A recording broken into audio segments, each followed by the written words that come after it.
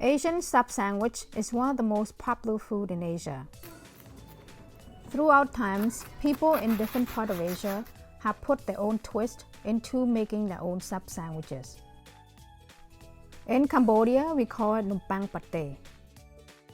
We call it Khmer sub, and people may not know what it is, but if we say Vietnamese sub, now people know exactly what we're talking about.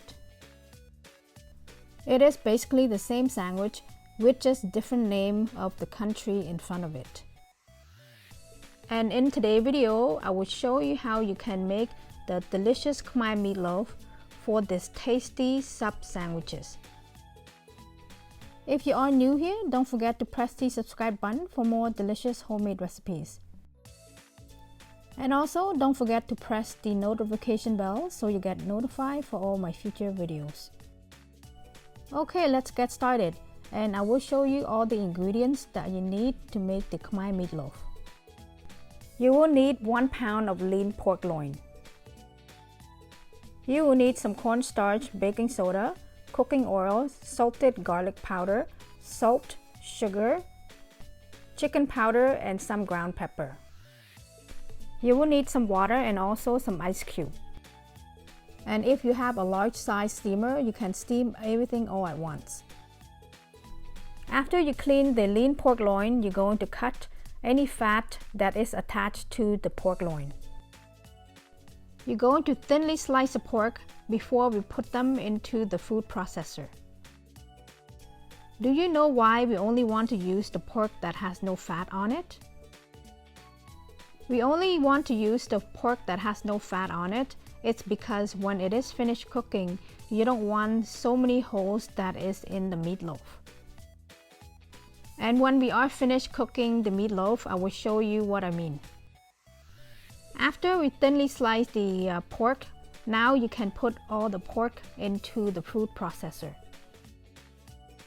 And after, we're going to blend it in the food processor for 1 minute. You're going to blend it for 1 minute, turn on and off every 30 seconds. By blend it on and off for every 30 seconds, this way it will help your food processor not to work too hard. You only need to blend it for 1 minute. You don't need to blend it longer than that.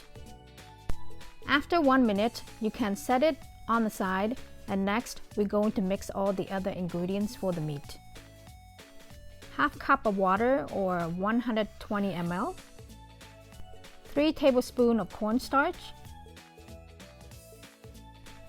1 teaspoon of salt, 1 teaspoon of sugar, 3/4 teaspoon of baking soda, 1 teaspoon of salted garlic powder, 1 teaspoon of chicken powder, half teaspoon of ground pepper, 1 tablespoon of cooking oil. Now you can mix everything well together before you add the whole liquid mixture into the meat. And here are the ice. I freshly take it out from the freezer, 2 ice cubes. The cornstarch usually is always set in the bottom if you don't stir it. After you stir and mix everything together so the cornstarch is mixed evenly, now you can add it into the meat that we blend for 1 minute. After we pour everything together and close it, we are going to blend it for 1 more minute. And the same thing, you're going to blend it on and off every 30 seconds. It is going to be a really easy process to blend everything together because of the liquid that we pour into the meat. And because we put some ice cube into the meat, when you fill the blender, it should be cold, which is good. Did you ever try to follow some recipes and they show you that they have to freeze the meat, and after there's so many steps to freeze it and then to blend it and to freeze it and to blend it? Have you ever experienced that? And after so many failed trials, now I know why they did that. I can only assume the reason that they do that is because the meat is warm, and they noticed that when they packed the meat together, it doesn't combine together because the meat have the warm texture. So they put it back into the freezer and then blend it again. I can only say that because I experienced it and I tried so many methods, and if the meat is warm, the texture when you are pack them together before you steaming it, it will break apart. It doesn't combine together nicely. But if you follow the steps and the method that I shown you in this video, you will have the best experience in making the Asian meatloaf at home, and it will save you so much time. After you finish blending it, you can brush the bowl with a little bit of oil, and after you can put everything into the bowl. So after you blend it for 1 minute, it should look like a paste. So you're going to divide it into two. And here, if you want whole pepper into your meatloaf, you can do it now. In this clip that I'm showing you right now, it is the clip from the previous day. I'm just trying to show you that you can put the whole pepper now. And here is another useful method that I discovered. I'm going to use the tin foil to cook the meatloaf in it. Some people use the banana leaves to cook the meatloaf in it, but I find it so much easier to use the tin foil to cook it. And with the banana leaves, they always tend to break if you don't tie them properly. Brush the cooking oil on the tin foil. And after, you're going to set it on the side for now. And next, we're going to use the saran wrap to shape the meatloaf first before we put it back into the tin foil. So again, you're going to brush it with some cooking oil. By doing it this way, it will make sure the uncooked meatloaf will not get stuck to the plastic wrap. In the portion that I'm showing you, we're going to make 2 meatloaf. After you put half of the amount of the meatloaf that we made onto the plastic wrap, and after you're going to fold the plastic wrap over to make sure that it's sealed, just like the candy that you see, those candy wrap. And now you're going to hold the 2 ends of the plastic and at the same time push the meat together and bounce it to the board. By you bouncing it back and forth like this and turn around and bounce it, it will compact the meatloaf together. You can continue to bounce the meatloaf into the board until the meatloaf is smooth all around. And now everything should compact together like that. And after you compact everything together into the plastic wrap, now you're going to put it on the tin foil.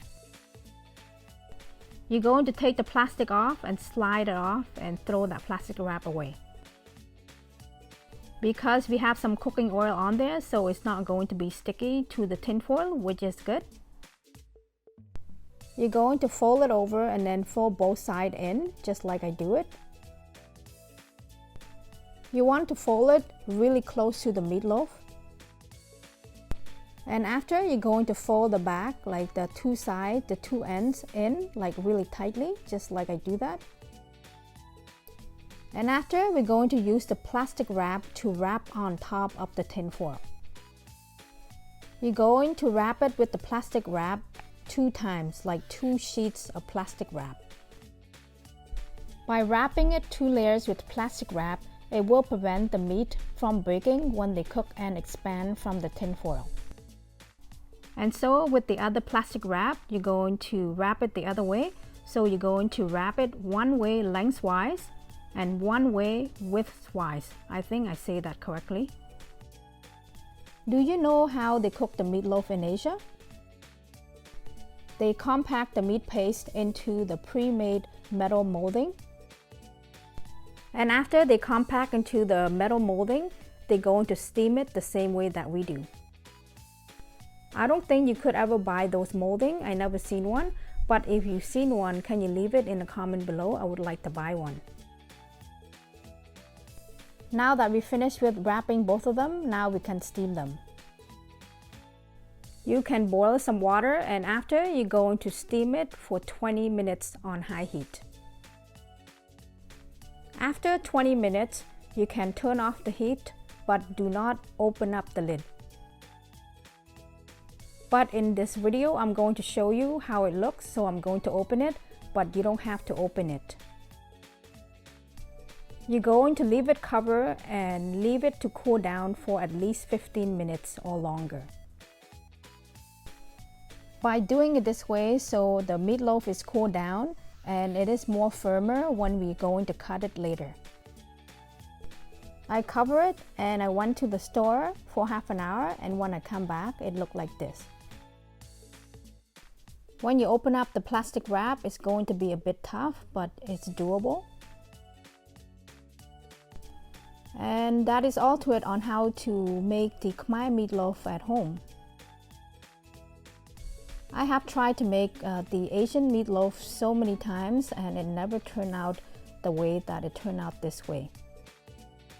From the day before, I also make one meatloaf as well. It's not as good as this one. So now I figured the perfect recipe. If you follow this recipe, you will love the recipe. And this one, the one with the pepper, is the one that I made yesterday. I put more cornstarch. You can see that the one with more cornstarch had the smoother texture, and the one with the less cornstarch have the holes in the middle, which is resemble more protein. Do you remember from the beginning of the video, I told you about the meat has to be lean, not have so much fat on it? And if there is a lot of fat and less cornstarch in the meatloaf, when it finishes cooking, it will have the gap in between the meatloaf. If you use a decent amount of cornstarch, the gap that is in the meatloaf, it will be filled by those cornstarch when the fat is on the meat melted while cooking. So now with this basic knowledge, the next time we are eating the sub somewhere or the meatloaf somewhere that we buy, if there is a really smooth texture with not a lot of gaps in between the meat, now you can tell that have so much flour or starch in their recipes. And that is it, the meat for the sub that we're going to make. Making this Khmer sub really bring back my childhood memory. I remember my parents used to bring me to the restaurant, just only sell the Khmer sub, and I think the name of it they call Banh. Oh, and here is the butter that I made the other day. I have it in the other video, you can check it out. In this Khmer sub, it doesn't have the complete sets of ingredients in it. It's still missing the liver pate, which I haven't made it yet. I'm still learning, and so once I figure it out, I will post it in my channel. And for the pickled papaya salad, I made it in the same video as the butter one, so you can check it out. And that is all to it on how to make the delicious Khmer sub sandwich. Soy sauce is a must in the sub. You can also put some cilantro, which I couldn't find any from the store for some reason.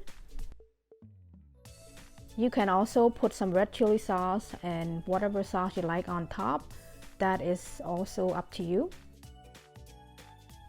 I hope in today's video it will help you to make a really delicious Khmer meatloaf at home. And if you find this video is really easy and have the simple step for you to follow, don't forget to like, share with your family and friends. And if you haven't subscribed to my channel, don't forget to subscribe to my channel for more delicious homemade recipes. And also don't forget to press the notification bells so you get notified for all my future videos. Okay, thank you all so much for watching, and I hope to see you all in my next video. Bye for now.